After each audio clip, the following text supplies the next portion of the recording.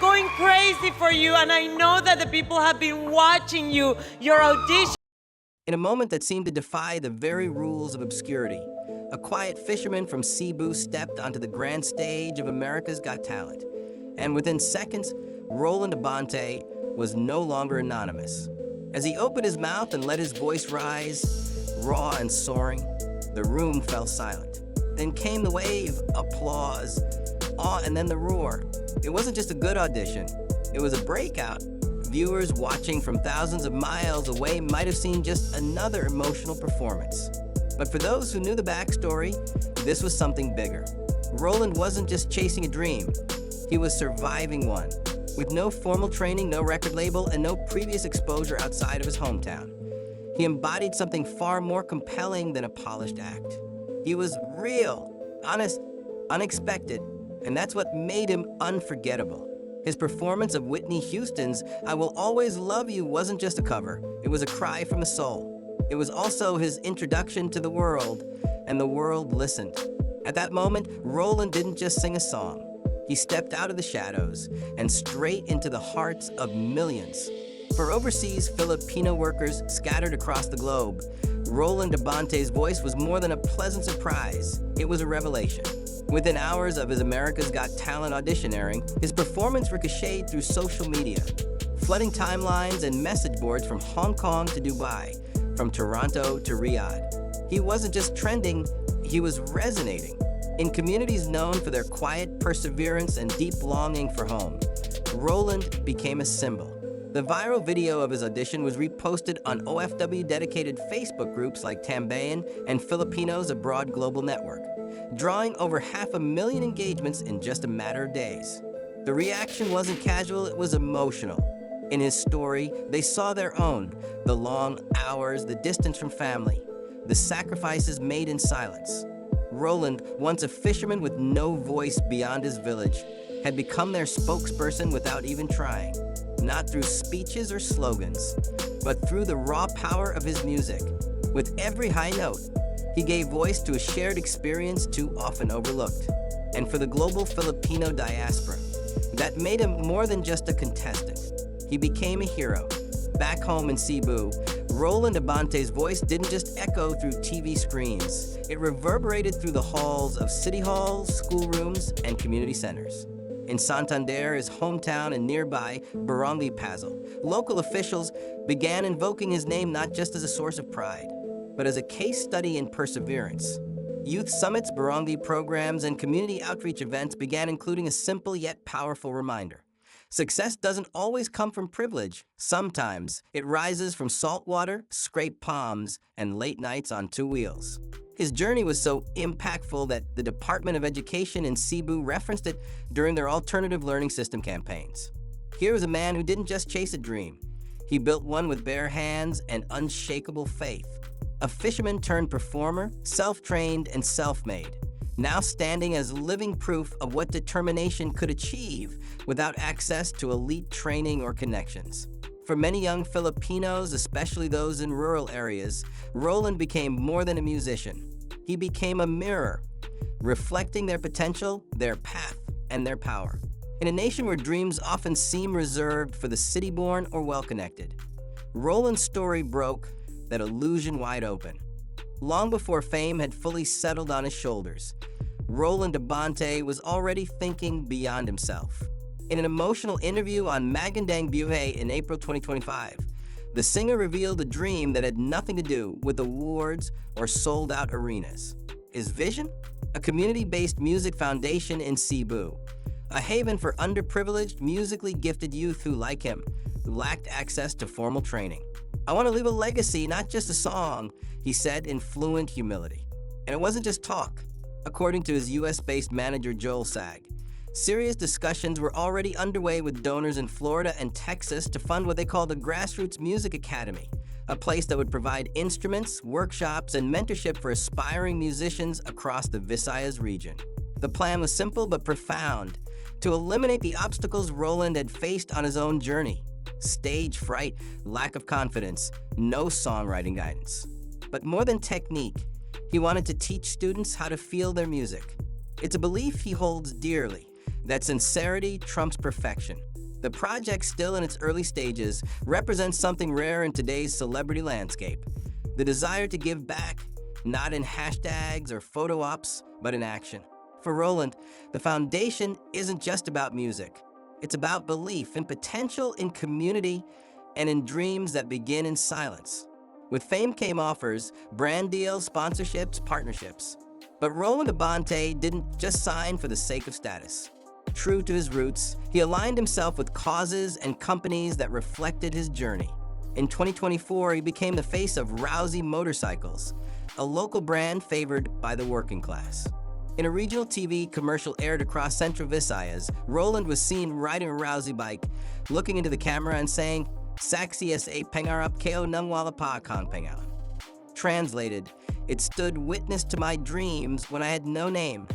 It wasn't just a line, it was his truth. But Roland didn't stop there. He partnered with Faithwear PH, a Christian-themed clothing brand, to launch a line of apparel with inspirational messages. One shirt read, "Kahit galing ka sa putik mangarap ka," or "Even if you come from the mud, dare to dream." Proceeds from the collection helped fund youth feeding programs in Cebu, a campaign publicly verified by the brand's social media team. Recognizing that not all of his fans had internet access, he took an old-school route, selling his music on USB drives and CDs. In rural communities like Iloilo, Bohol, and northern Mindanao, his songs reached homes where streaming platforms never could. It's a strategy that blends business with compassion, a signature move for someone who never saw fame as the finish line, but as a platform to uplift others walking the path he once did. It was a long flight, literally and emotionally. When Roland Abante boarded a plane bound for the United States in early 2023, it marked his first time leaving the Philippines. A fisherman turned singer with no formal training and no command of English was about to walk into the spotlight of one of the most watched talent shows on the planet, America's Got Talent. By his own admission in interviews with ABS-CBN and GMA, he didn't know what to expect. First time KO, but kinabahan ako. Hindi kayo alam ang mangyari, he said. This is my first time. I was nervous. I didn't know what would happen. He was guided in part by Filipino-American singer Ryan Tamandong, who helped interpret and support him backstage. Everything was foreign. The stage lighting, the camera setups, even riding an elevator. But once the music began, Roland was in familiar territory. He belted out Whitney Houston's "I Will Always Love You," and by the time the final note faded, the audience was already on its feet. The judges Howie Mandel, Heidi Klum, Sofia Vergara, and Simon Cowell were visibly moved. Terry Crews embraced him on stage, calling him a reminder of why we do this show. Roland didn't receive the golden buzzer, but he didn't need it. The applause, the viral views, the outpouring of emotion, that was validation enough. In just 24 hours, his audition racked up over 3 million views on AGT's YouTube channel. When he returned for the semifinals, he performed "When a Man Loves a Woman," showcasing not just his vocals, but his growth as a performer. Once again, a standing ovation. But it wasn't enough. On September 12, 2023, Roland was eliminated, edged out, by the Japanese dance group Chiba Unity. Disappointment followed, but so did something more powerful. Outrage from fans, support from celebrities, and unwavering admiration. Gary Valenciano tweeted that Roland hadn't lost. He had won hearts.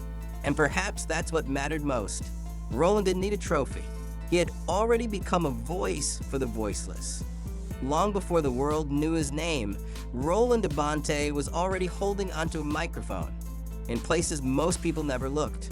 In the karaoke bars of Cebu, at barangay talent shows, and on the small-town fiesta stages where the spotlight was more figurative than literal, he was already pouring his heart into every note.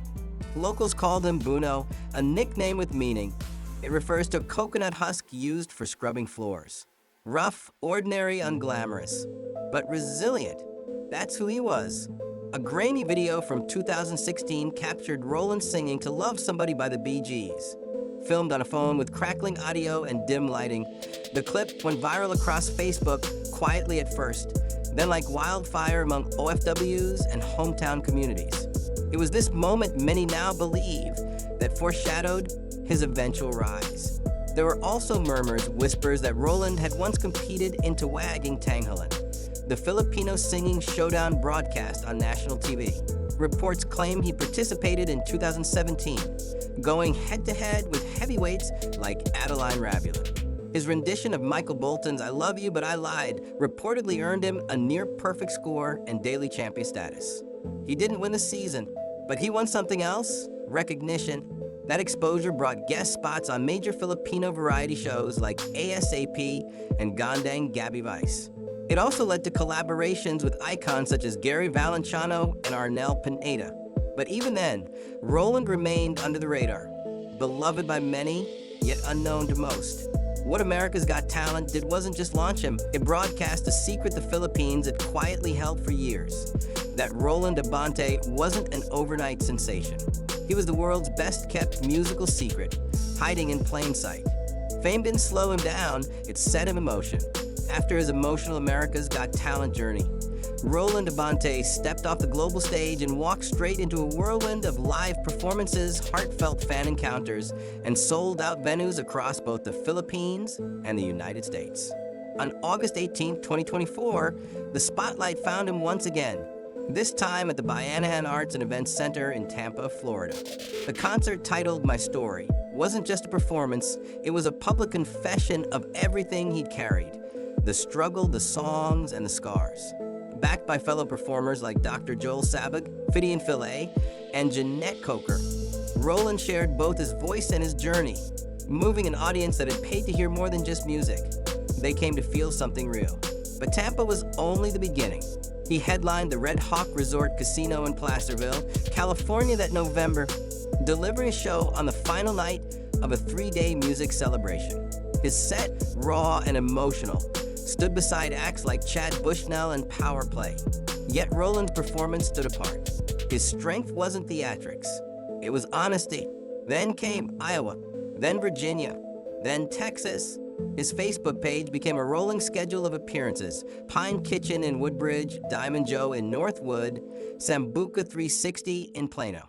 These weren't arenas, but they didn't need to be. The crowds overflowed. The applause was thunderous. Every performance was another reminder that his voice, trained by waves and wind, not studios, resonated deeply. Even as he took the stage again and again, fans noticed something important. Roland hadn't changed. He stayed connected, grateful, humble, and with each city, each encore, he proved that fame hadn't inflated his ego. It had only amplified his purpose. While many artists rise through the ranks of music schools, talent agencies, and vocal coaches, Roland Abante built his voice on waves and wind. He didn't learn to sing by reading notes or following formal scales. Instead, he studied the ocean, using the sea as his soundstage and the horizon as his only audience. From the very beginning, Roland admitted he didn't know how to read music. In interviews with ABS-CBN and local vloggers, he would often say, "I just sing with my heart. I don't know the notes, I just want people to feel something." That raw vulnerability became his signature, and ironically, his lack of training became his greatest asset. To improve, he did what he knew best: observe, mimic, and repeat. He would spend hours listening to the voices of Whitney Houston, Michael Bolton, Celine Dion, and the band Journey. He analyzed every phrase, every pitch shift, every emotional swell. Then he sang over and over, not in a rehearsal room, but on fishing boats and lonely coastlines. His companions? Just the wind and waves. He joined karaoke contests, town fiestas, and barangay-level competitions. He wasn't always paid, but every stage became a lesson. Every loss sharpened him. Every win validation. Over time, Roland honed a powerful blend of control and vulnerability, giving his voice the unique ability to soar high without strain and dive deep without hesitation. But what truly set him apart wasn't his tone, it was his emotional delivery. His voice didn't just hit notes, it told stories. Whether singing a classic ballad or a heartfelt original, Roland poured his lived experience into every syllable. In a music industry often dominated by polish and perfection, he reminded people of something often forgotten: that music is meant to be felt, not just heard.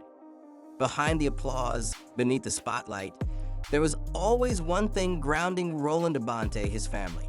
While much of his private life remains closely guarded, one truth shines through every interview, every homecoming, and every quiet gesture. Roland's heart never strayed far from home. He is married to Roland Abante, affectionately referred to by some sources as Gen Vivant. She believed in him before the world even knew his name. When others dismissed his dreams as fantasy, she stood firm, becoming his unwavering pillar. Together, they share a son, Greg, who not only resembles his father, but is said to carry the same spark of musical talent. Observers say his voice, still young, already hints at emotional depth, a torch quietly passed to the next generation.